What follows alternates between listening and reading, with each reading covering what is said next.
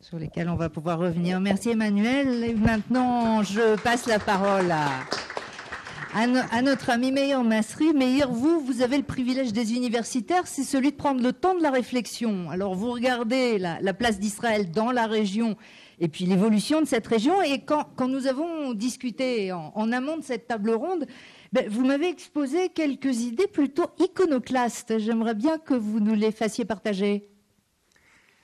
Merci, cher Pascal. Je ne sais pas si on m'entend. Oui, très bien. Alors moi, je vais faire plus court que mes prédécesseurs. Jacques a relevé 7 défis. Moi, je vais parler de 4. Selon moi, Israël représente la victoire éclatante, irréversible du sionisme politique. Et pour moi, le sionisme politique, c'est 4 grands miracles. 4 miracles que nous pouvons constater 70 ans depuis l'indépendance d'Israël. Et je pense que les 70 prochaines années témoigneront de la confirmation de ces 4 miracles. Le premier miracle, et le miracle essentiel, c'est l'Aliyah. C'est ce concept absolument étrange de retour vers les origines, vers sa terre ancestrale, d'un peuple après 19 siècles d'exil. C'est assez incroyable, c'est du jamais vu dans l'histoire de l'humanité.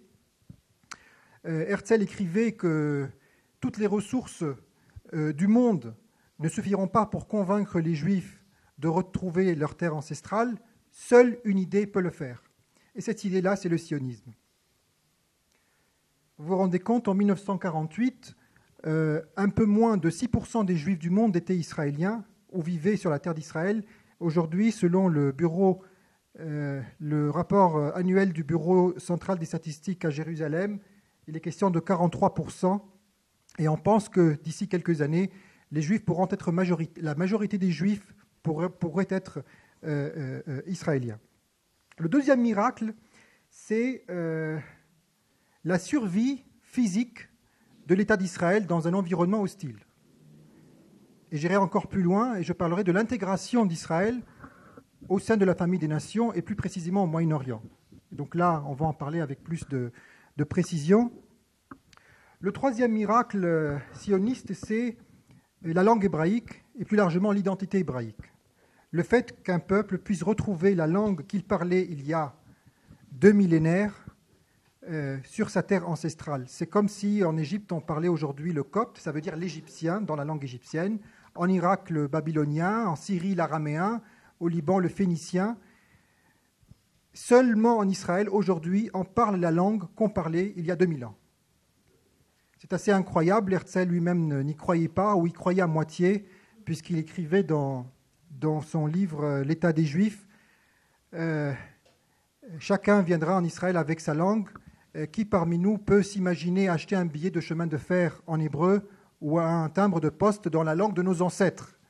Ce n'est pas réaliste, écrivait Herzl. Mais comme pour Ben Gurion, ne pas croire au miracle en Israël, c'est ne pas être réaliste. Alors c'est tout le contraire. Aujourd'hui, beaucoup d'Israéliens ont du mal même à parler une langue autre que l'hébreu. Je suis toujours très ému en tant qu'enseignant à l'Université hébraïque de Jérusalem de voir parfois en dictant des concepts scientifiques en anglais, de voir mes étudiants écrire l'anglais en hébreu. Un petit peu l'inverse de ce que font certains olim en écrivant l'hébreu en phonétique. Eh bien, eux, ils écrivent des concepts en anglais, ils écrivent en hébreu parce qu'ils sont plus familiers avec l'alphabet hébraïque. Eh bien, ça, c'est la confirmation de ce miracle tout à fait inédit. Et puis, il y a un quatrième miracle assez incroyable, même si on semble être familier avec le fait qu'Israël soit une démocratie, mais c'était quand même assez incroyable qu'un État jeune, finalement, un pays ancien, mais un État jeune, devienne, dès son premier jour, un État démocratique, malgré la guerre, malgré l'état de guerre permanent, entouré par des dictatures, où l'armée a toujours joué un rôle important, et où finalement il y avait tous les ingrédients, et où l'écrasante majorité des habitants sont originaires de dictatures, de Russie, de pays d'Europe de l'Est et des pays arabes, d'Iran. Les gens qui ont fait Israël sont des gens qui ont grandi dans des dictatures. Et pourtant, Israël est une brillante démocratie, et on pourrait même dire la seule démocratie au Moyen-Orient. Alors le défi pour les 70 prochaines années, c'est d'abord de défendre ses acquis et de confirmer ces 4 miracles. Alors l'Alia, on est aujourd'hui étonné de voir que malgré toutes les alertes, le réservoir de Olim n'a toujours pas été épuisé et que tous les ans, il y a encore des milliers, voire des dizaines de milliers de personnes qui arrivent de l'étranger, y compris des pays les plus riches de la planète, avec un choix extrêmement clair qu'ils ont fait de venir s'installer en Israël.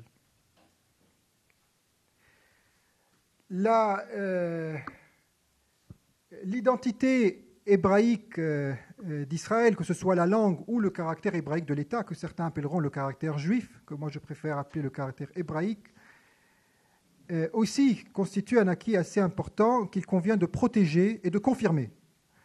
La langue hébraïque est aujourd'hui la langue maternelle de l'écrasante majorité des Juifs vivant en Israël, mais aussi de minorités vivant au sein de l'État d'Israël.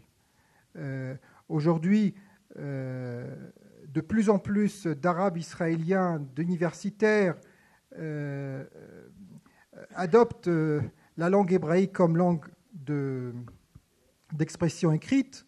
Sur les chaînes arabophones aujourd'hui, de plus en plus de mal à les comprendre, parce qu'il y a beaucoup de mots qui sont des mots hébraïques ou prononcés de façon israélienne, qui sont employés. Il y a un véritable accent, un nouveau dialecte qui est en train de naître, comme il y a le dialecte arabe yéménite, le dialecte arabe égyptien, il y a le dialecte arabe israélien. Et ça, c'est un signe, entre autres, de l'intégration d'Israël dans la région. Concernant le caractère démocratique de l'État d'Israël, alors là aussi, la démocratie israélienne a fait preuve, a traversé de multiples épreuves depuis 1948, le Mahapach en 1977, plusieurs moments historiques où on aurait pu penser qu'il y aurait eu peut-être un revers, un retournement, qu'un autoritarisme était en train de s'imposer. Je me rappelle même que lorsque Ariel Sharon était Premier ministre, certains ont dit « Ah oui, mais il est un peu trop fort, il s'impose un peu trop ». Et puis bon, malheureusement, plusieurs semaines plus tard ou plusieurs mois plus tard, c'est arrivé ce qui est arrivé et Ariel Sharon a disparu de la scène politique. Mais c'est juste pour dire que la démocratie, bien qu'elle semble être un acquis, elle n'est toujours pas à 100% préservée. Il faut toujours faire des efforts pour défendre la démocratie israélienne. Et aujourd'hui, il y a un débat sur le Chok HaHatgabrut. Je pourrais dire quelques mots sur ce projet de loi qui voudrait limiter de façon importante les compétences de la Cour suprême. La Cour suprême représente le pouvoir judiciaire en Israël, c'est l'un des 3 pouvoirs. En Israël est garantie la séparation des pouvoirs. Il est très très important de conserver les compétences et l'indépendance de la Cour suprême. Beaucoup de gens disent qu'en Israël, il n'y a pas de constitution. C'est faux. C'est complètement faux. Il n'y a pas d'État dans le monde qui fonctionne sans constitution. Israël n'a pas de constitution écrite. Israël est un État qui a adopté un mode de fonctionnement différent, anglo-saxon, où il y a une constitution non écrite ou une constitution coutumière qui se compose de la déclaration d'indépendance et des lois fondamentales. Une constitution n'est pas un texte. Une constitution, c'est une hiérarchie des normes. Ça veut dire que lorsque vous avez un ensemble de lois, dans les pays dits anciens, il peut y avoir des dizaines de milliers de lois, on ne va pas annuler les lois qui ne servent à rien. On va les garder quand même, mais lorsqu'on va voter une nouvelle loi, on va faire attention à ce que la hiérarchie des normes soit respectée. C'est-à-dire qu'il y a des lois, un nombre restreint de lois qui sont plus importantes que les lois ordinaires. Dans un pays qui a une constitution écrite, ces lois, ce sont la constitution. C'est la constitution. Dans un pays comme Israël, ces lois, ce sont les dispositions des lois fondamentales et la déclaration d'indépendance. Donc il n'y a pas de constitution écrite en Israël, mais il y a un ordre constitutionnel. Et la Cour suprême d'Israël doit valider la constitutionnalité d'une loi ou d'un projet de loi discuté à la Knesset et en fonction de son respect des lois fondamentales et de déclaration d'indépendance. Alors, la marloquette que nous avons aujourd'hui en Israël, c'est de dire, est-ce que la Cour suprême doit être toujours compétente pour faire avorter des lois qui ne sont pas conformes à l'ordre constitutionnel ou pas? L'avis du gouvernement, c'est que non, il faut avoir plus de pouvoir à la Knesset et que finalement, c'est la Knesset qui décide. Alors, là, on peut dire qu'il y a, je ne veux pas dire une menace pour la démocratie israélienne, mais il peut y avoir un retour en arrière si de tels projets venaient à voir le jour. Et puis enfin, il y a le miracle de la survie physique de l'État d'Israël et de son intégration dans un environnement régional hostile. Là encore, on voit que la situation n'a jamais été aussi bonne pour Israël.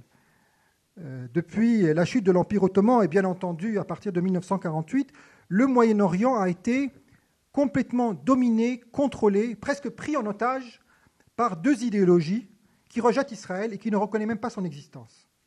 L'idéologie pan-arabe et l'idéologie pan-islamique.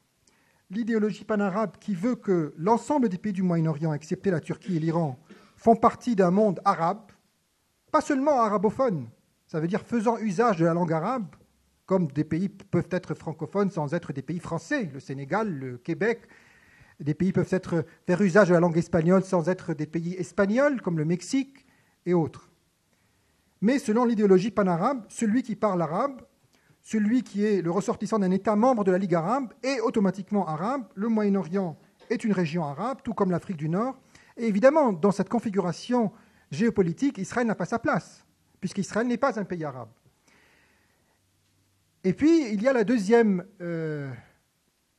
idéologie totalisante, qui est le panislamisme, qui voudrait que l'ensemble des pays où la majorité de la population est musulmane fassent partie d'un monde politique homogène, d'une Oumma, et c'est là l'idéologie défendue par les frères musulmans, l'ensemble des mouvements dits islamistes, salafistes compris, allant des plus modérés, la Turquie d'Erdogan, jusqu'aux plus fanatiques, l'État islamique et Al-Qaïda. Le mot même Moyen-Orient était un mot banni du vocabulaire politique dans l'ensemble des pays du Moyen-Orient. Et je vais vous raconter deux petites anecdotes qui datent d'il y a environ 15 ans pour vous montrer à quel point la réalité aujourd'hui géopolitique a complètement changé au Moyen-Orient. Il y a à peu près 15 ans, j'étais président d'une association en France, d'un institut de recherche sur le Moyen-Orient, et nous avions une traductrice syrienne qui n'a pas pu continuer avec nous, qui a démissionné parce qu'elle s'opposait à l'usage du terme Moyen-Orient, en disant que le mot Moyen-Orient est un mot qui pourrait la mettre en danger si elle venait à rentrer en Syrie. Et effectivement, en Syrie, on n'avait pas le droit d'utiliser le mot Moyen-Orient, qui était perçu comme un mot qui... trop occidental, pas trop occidental, mais qui légitimait la présence israélienne dans la région. Parce que c'est un mot neutre, objectif, où effectivement tout le monde a sa place. Pas que Israël d'ailleurs, les Kurdes d'Irak et d'ailleurs, les différentes communautés assyriennes, yézidis, etc. Tous ceux qui ne se reconnaissent pas ni dans l'arabité, ni dans l'islam politique. Une autre anecdote, moi-même, lorsque j'ai candidaté pour un Master 2 à Sciences Po Paris, j'avais été reçu à l'époque par Gilles Kepel. Alors j'étais très étonné de voir que la chaire consacrée au Moyen-Orient à Sciences Po Paris s'appelait Monde musulman et pas Moyen-Orient, en droit comparé. Tandis que les autres aires géographiques portaient des appellations géographiques. Il y avait Amérique du Nord, Amérique du Sud, Asie centrale, je me rappelle, et Europe de l'Ouest, Europe centrale et orientale. Et puis pour le Moyen-Orient était appelé Monde musulman. Et alors, ça m'agaçait un petit peu, parce qu'au Moyen-Orient, il n'y a pas que des musulmans, d'abord, et puis il y a aussi des États qui pourraient être laïques. Et alors, Gilles Kepel m'avait dit que le monde musulman, c'était une ère de civilisation, qu'il fallait respecter cela. Et puis alors, il était accompagné d'un assistant qui m'a dit, mais de toute façon, le Moyen-Orient n'existe pas, c'est un mot trop subjectif. Parce que Moyen-Orient, ça veut dire c'est l'Orient par rapport à qui ? Par rapport à l'Occident. Il est moyen par rapport à quoi ? Parce qu'il est plus proche de l'Europe que l'extrême-orient, et que donc c'était trop subjectif, trop ethnocentrique, et donc pas bon. Alors que l'Amérique du Nord, elle est aussi nord par rapport au sud. L'Europe de l'Ouest, c'est l'Ouest par rapport à l'Est. Et puis l'extrême-orient, on a toujours parlé d'extrême-orient, et c'est aussi une appellation ethnocentrique. De toute façon, tout est ethnocentrique. Il n'y a là aucun problème. Donc tout ça, c'est pour vous dire que l'appellation même Moyen-Orient, nous avons l'habitude de l'utiliser en langue française, aussi en anglais, mais dans beaucoup de langues dans le monde, notamment en arabe, c'était un mot qui n'était pas du tout utilisé. Et il y a même des pays comme la Syrie baassiste et l'Irak de Saddam Hussein qui interdisaient l'usage de ce terme. Aujourd'hui, vous vous rendez compte, on ne parle que du Moyen-Orient, dans toutes les langues du Moyen-Orient et bien sûr dans tous les médias du monde entier. Et on a aujourd'hui une vision très claire du Moyen-Orient. C'est une véritable ère géographique dans laquelle Israël est pleinement inscrit. Je me rappelle d'une visite du président Chirac en Azerbaïdjan où il parlait de l'Azerbaïdjan comme un modèle de laïcité pour les pays du Moyen-Orient. Ça veut dire qu'il considérait l'Azerbaïdjan comme un pays faisant partie du Moyen-Orient. Pour les anglo-saxons, l'Égypte, c'était l'Afrique du Nord et ce n'était pas le Moyen-Orient. Pour le président Bush fils, c'était le grand Moyen-Orient allant du Maroc jusqu'à l'Afghanistan. Donc on avait une vision très plastique, très aléatoire du Moyen-Orient qui pouvait s'étendre lorsqu'on parlait de l'islam politique et se restreindre lorsqu'il était question du conflit israélo-arabe. Aujourd'hui, on a une vision claire du Moyen-Orient. Vous allez sur Wikipédia, vous allez sur n'importe quelle encyclopédie, vous voyez une carte, Égypte, Turquie, Iran et tout ce qu'il y a au milieu. Ça veut dire une couronne de 3 grandes civilisations plus ou moins équivalentes sur le plan de la superficie et de la démographie, Égypte, Iran, Turquie, et un noyau arabo-kurdo-hébraïque, avec les pays arabes essentiels, le Kurdistan et Israël. Aujourd'hui, pour la première fois, donc non seulement le Moyen-Orient existe et son appellation n'est plus contestée dans la télévision d'État du régime de Bachar el-Assad, on ne parle que du Moyen-Orient aujourd'hui. La Syrie est presque exclusivement occupée par des forces du Moyen-Orient. Le nord par les Turcs, les Iraniens en ont fait presque une colonie, et puis il y a aussi une intervention régulière israélienne lorsque les intérêts d'Israël sont menacés. La Syrie est aujourd'hui au cœur du Moyen-Orient. Le mot Moyen-Orient n'est plus contesté comme par le passé. Et c'est au contraire le panislamisme qui est aujourd'hui combattu par tout le monde, y compris par l'Arabie saoudite. Et le panarabisme est totalement aujourd'hui inexistant. Il n'y a plus de porte-parole dans la région. La Ligue arabe n'est aujourd'hui qu'une organisation tout à fait symbolique. Plus encore, Israël aujourd'hui fait partie d'un axe, d'un camp politique au sein de ce Moyen-Orient. Le Moyen-Orient d'aujourd'hui n'est pas divisé entre sunnites et chiites, comme on pourrait le croire. Même si c'est vrai que les pays voisins ont réussi à nous exporter cette idée selon laquelle tous les conflits qui déchirent le Moyen-Orient, qui traversent les pays voisins d'Israël, obéissent à cette logique de confrontation communautariste entre sunnites et chiites. En réalité, au Moyen-Orient, il y a 3 camps que l'on pourrait très facilement identifier. Il y a le camp de l'Iran et de ses alliés, non pas le camp chiite, parce qu'en Israël, nous avons d'excellentes relations avec des groupes chiites dans la région. Le 2e pays chiite dans le monde, l'Azerbaïdjan, est aujourd'hui le principal allié d'Israël dans la région. Il y a aussi les partis laïques en Irak, très présents au sein du Parlement irakien, même s'ils sont minoritaires, qui ont eu des relations avec Israël, des personnalités chiites éminentes, ont rencontré, sont même venus visiter Israël dans les années... Mais je crois justement, je vous interromps, mais ça a un sens. Pour revenir, justement, essayer de resserrer un petit peu cette configuration, cette constellation du Moyen-Orient telle qu'elle est aujourd'hui, qui ne correspond plus tout à fait au modèle et aux grilles de lecture qu'on avait il y a encore 10 ans et qui font qu'Israël n'a plus un rôle n'est plus perçu comme une espèce de greffe artificielle extérieure par des pays de la région qui se seraient vus imposer. Et justement là, le changement que vous percevez à travers l'évolution des pays du Moyen-Orient, et ensuite je passerai la parole à nos 2 autres invités pour justement débattre de cette orientation-là. Je vous laisse terminer là-dessus. Alors très rapidement, donc nous avons parlé du camp pro-iranien. Il y a le camp pro-saoudien, qui est le camp qui défend le droit international, les souverainetés étatiques, la légalité et la stabilité coûte que coûte au Moyen-Orient, avec la préservation d'un ensemble de statu quo qui régissent la région depuis plusieurs décennies. Israël fait clairement partie de ce camp-là aujourd'hui. Israël est, j'ai envie de dire, en permanence dragué par les États du Golfe, même si ça n'est pas toujours officiel. Alors, on voit l'Arabie saoudite, mais aussi d'autres États du Golfe, ils ne sont pas d'accord entre eux. Le Qatar est sous blocus, mais il y a des relations avec le Qatar et avec les États du Golfe. Ça veut dire les relations, même si elles ne sont pas formelles, existent aussi bien avec l'Arabie saoudite et ses alliés régionaux, mais aussi avec le Qatar.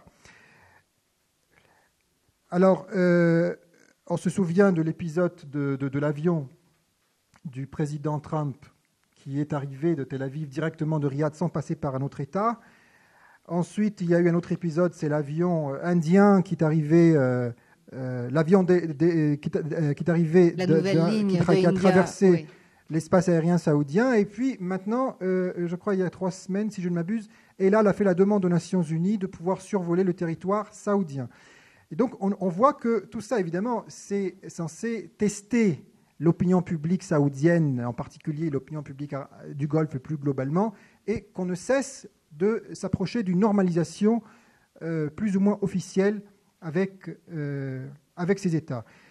On parle de rapprochement sans aborder la question du conflit avec les Palestiniens. Ça veut dire que ce n'est plus conditionné par la résolution du conflit israélo-palestinien.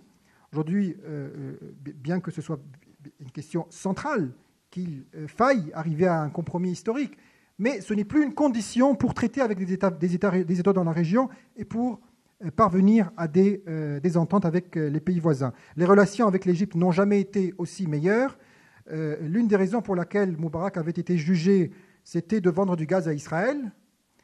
Alors officiellement, c'était de vendre du gaz à trop bon marché à Israël. Mais la vraie raison, c'était de commercer avec Israël et de vendre du gaz à Israël. Aujourd'hui, l'Égypte achète du gaz officiellement à Israël. Vous vous rendez compte ?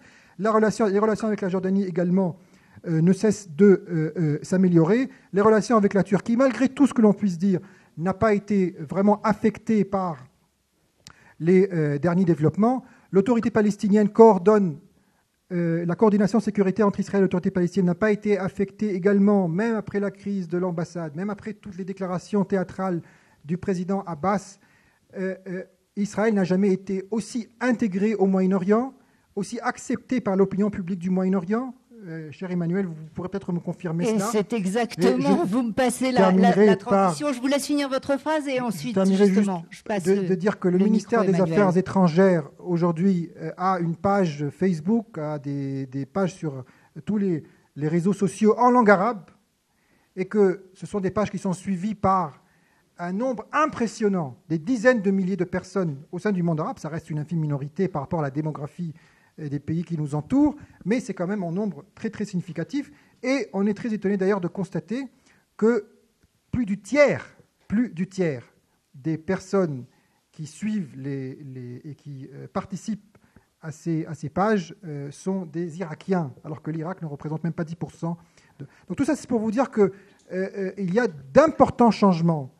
Et on va y revenir, mais étant donné qu'on a quand même, malheureusement, notre temps est limité, je sais que Emmanuel nous a demandé de pouvoir partir un peu avant la fin de notre table ronde. Je voudrais justement là, lui passer la parole et vous demander, Emmanuel Narchon, est-ce que vous considérez, vous aussi, qu'Israël ne sera plus, ou peut-être n'est déjà plus, un intrus au Moyen-Orient ? Oui, le troisième groupe, je n'ai pas eu le temps de finir. Le troisième groupe, c'est la Turquie. C'est la Turquie et ses alliés, le Soudan, le Qatar et les mouvements plus ou moins proches des frères musulmans. On va y revenir en deuxième partie. Emmanuel, je vous laisse la parole.